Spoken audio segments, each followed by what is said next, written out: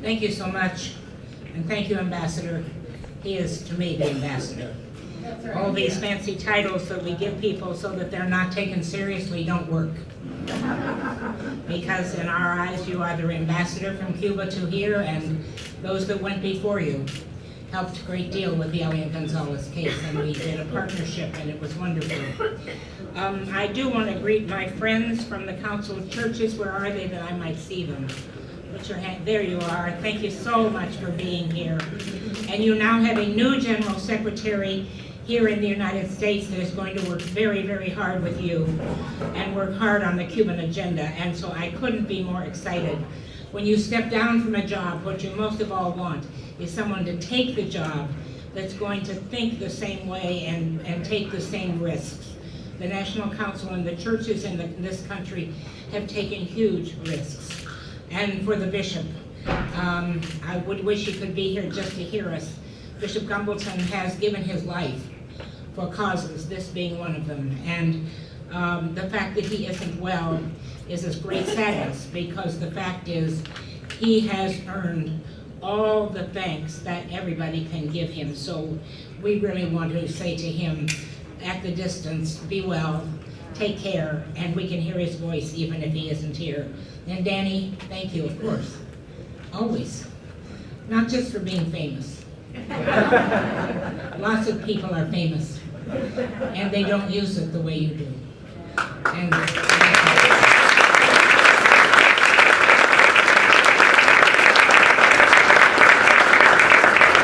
if my family could see me standing before you with this little electronic piece of equipment, they would laugh. At 82 years of age, this is not something in which I'm an expert. However, my granddaughter, who is in the Peace Corps in Peru, sent me a message, and I want to read it to you today. She went with me the last time, a year ago, when we went to see Elian.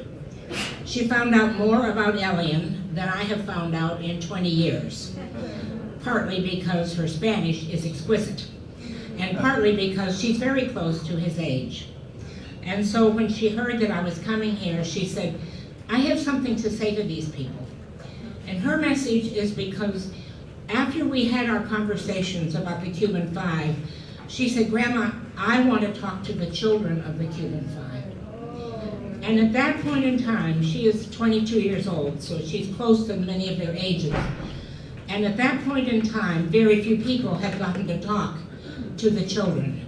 And she spent all afternoon with them. I wasn't allowed to go. She had to go, and that was quite right, because she's their age and had a conversation with them. And what she said to me is, please tell the people gathered that this work with the Cuban Five, like the work with Elian Gonzalez, is not just a legal struggle. It is an important legal struggle, but it is also a human story. And so let's see if I can make this work.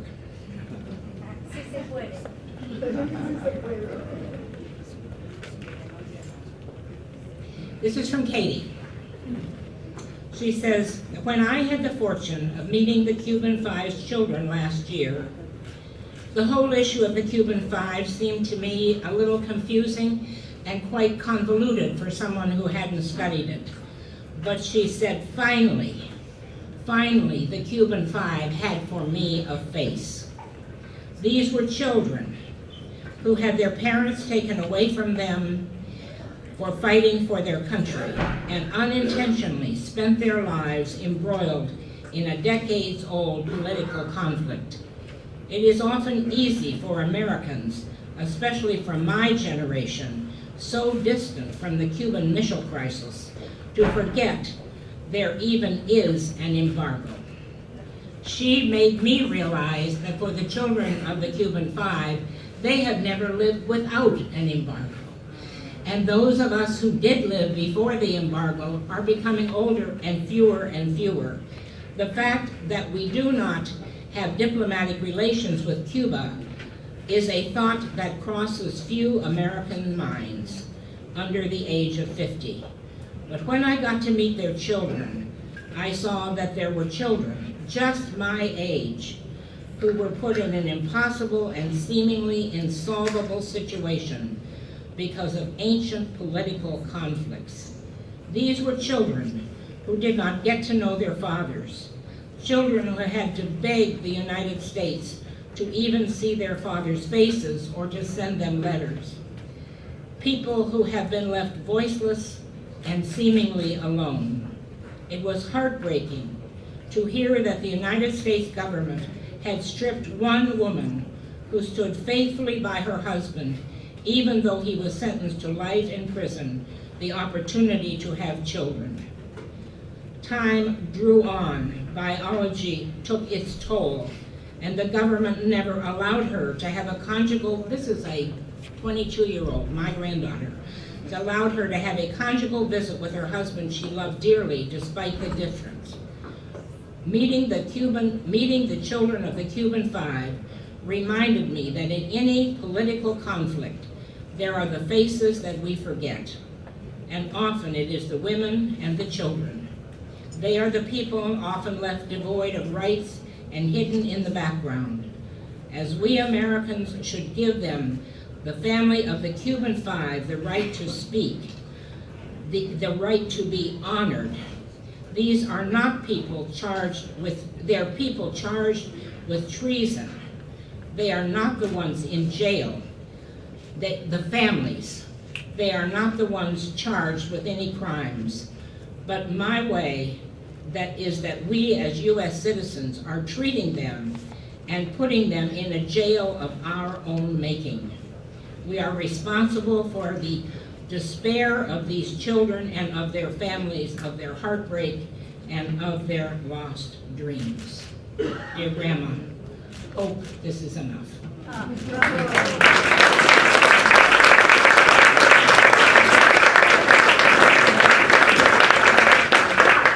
Katie was only 10 years old when Elian Gonzalez entered our family. And so she grew up understanding these issues. I have been to see Elian every year on his birthday.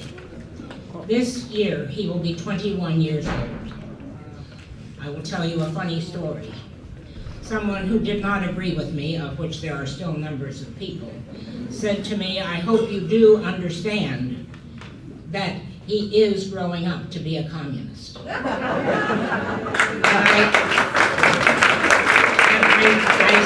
I said to this person, you thought he was going to be a Republican?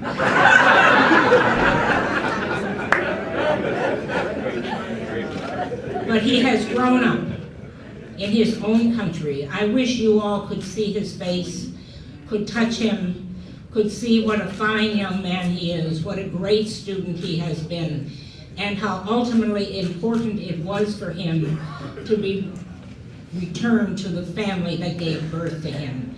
This Cuban family is one of the strongest families, and I know them from great-grandmother, now gone, on down, through the grandmothers down to Elian. The fact of the matter is, the big thing at stake here is the Cuban Five in this day and on this issue. But deeper and as profound as that is what in the world this country has done to Cuba for more years than we want to count. I've been going to Cuba for 43 years. That this embargo has lasted for 43 years, we should be ashamed. And the fact of the matter is, the issue of the Cuban Five is a legal issue, but it is also profoundly an issue for us. And we need to take this up with our government. We need to talk to our representatives. We need to say to them, this has to end.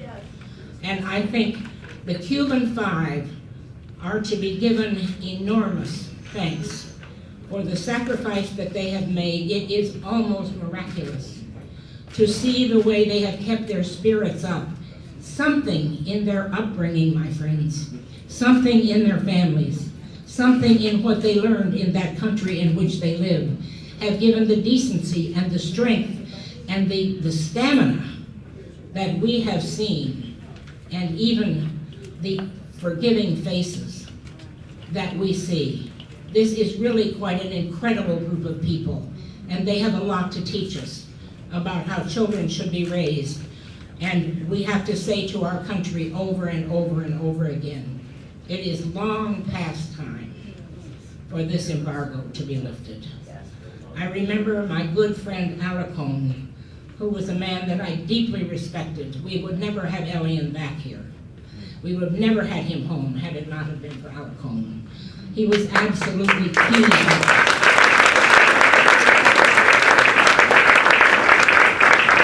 And as we grow old together, he said to me, Joan, it is never the right time for Cuba. And so before I sit down, what I want to say to people gathered here from this country and from around the world, let us change this. Yes. Let us make this the right time for Cuba.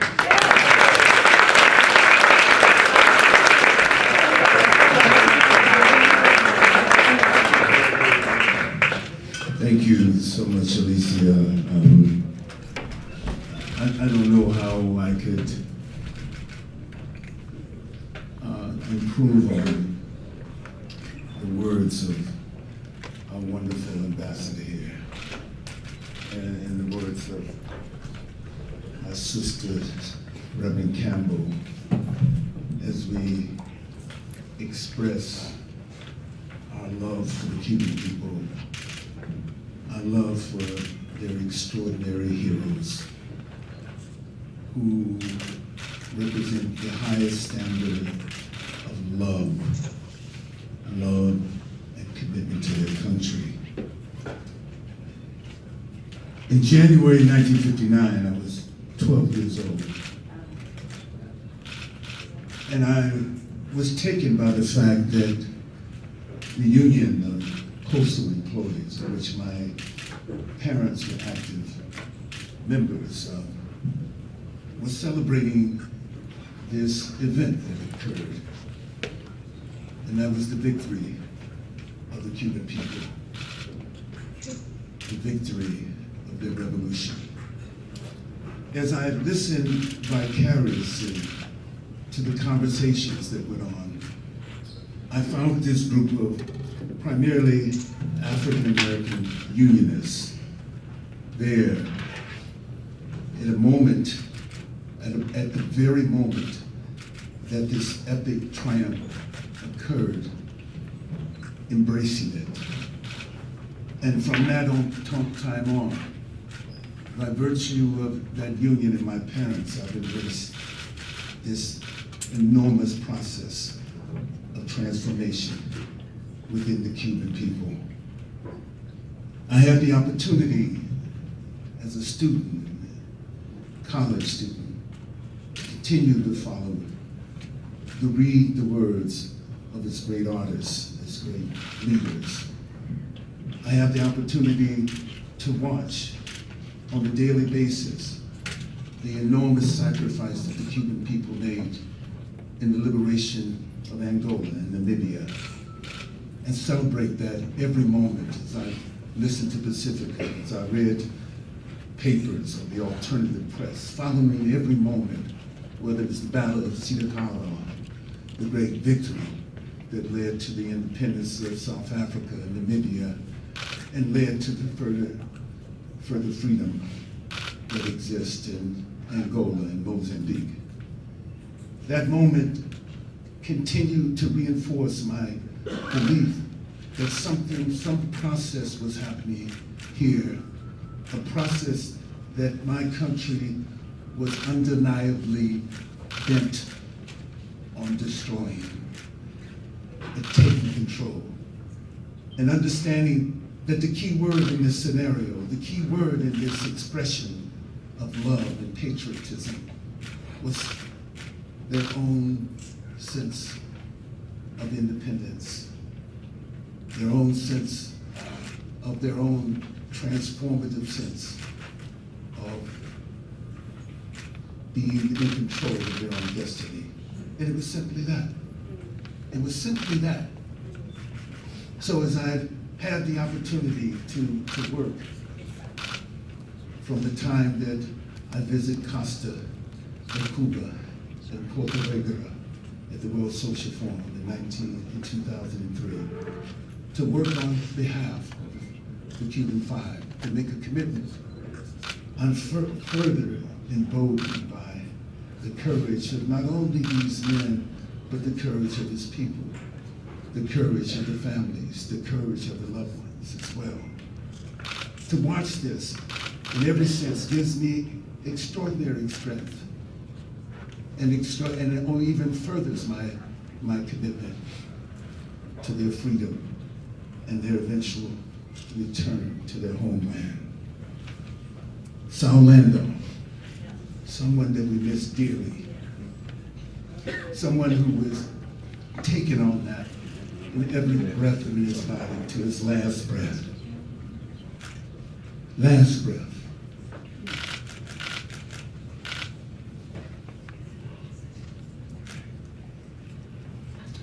With call, always trying to find out, what can we do? How can we do something on behalf of these heroic men? I remember seeing Geraldo, the one first time that I saw him without Saul at my back and at my side. And since the prison officials were so used to the two of us coming there, they would immediately establish us 2 seats, one here, and another one here for Geraldo. So Saul would sit here, and I would sit here. Geraldo would sit facing the prison guard. And he set up 3 seats, as he normally did, until he realized that Saul was not there physically with us, but he was there in spirit with us as we encountered and talked about not simply that what was happening to him, but all the other things that were happening in the world. It could be about climate change. It could be about our own families. It could be about other issues in the world. That here's this extraordinary man facing the double life plus 25 years, can still be engaged in what was happening around him. As he himself not only was there, present there in the prison, he was transforming his own space. You can see, as the men who would come in there to visit us, that you could see them recognize me immediately, but at the same time, they recognized him and respected him. So here was this Cubano, as they would call him, sitting in here, in this inhuman place, in this place that was stark and cold and impersonal. Here he was at the same time, bringing some sense of himself, his own love for his country, his own passion for justice, and his own passion for peace, and bringing that and keeping that alive, and adding that or reinforcing that within the prisons themselves. What an extraordinary experience. Each time that Saul Lando and I left there, that moment, the first thing we asked ourselves when we got in that car, and before we left that space, before we left those gates and that cold steel and barbed wire, the first thing we asked ourselves is, what else can we do? What else can we do? Let's do this. Let's read this. Let's find a way in which we can put this on YouTube. Let's do that. And that begins our mission as well. That as we leave here today, as we engage in these 5 days, the third time for these 5 days, we have to leave here understanding that we have to do more. That it is our mandate that we do more. We have to talk more. We have to engage more. I'm so happy to see my friends and brothers from Unite here, from the UK, and others. We have to go to places we have not gone and engage in ways that we have not engaged before. We have to knowing that there is a political issue and it needs our attention in every way, in every form in which we can act politically as citizens. Citizens of this country and citizens of our world. That has to be our commitment here. Nothing less than that is acceptable from us. So as we take on these 5 days and continue our dialogue and enrich each other and encourage each other and strengthen each other, we have to take the passion of that, the love of this enormous, this extraordinary country, and their commitment to justice, their commitment to their own sovereignty, their commitment to their sovereignty. Raul has said always that everything is on the table except our sovereignty. Raul Castro has said that and made that statement. And they fought for the last 50 years. We have to demand that this embargo end. We have to demand that our president do everything he can.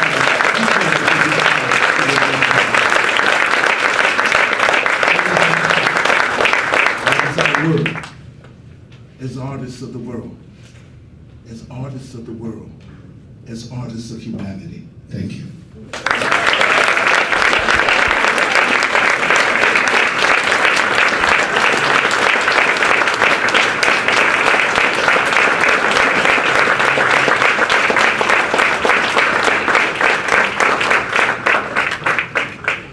Thank you, Danny, again. We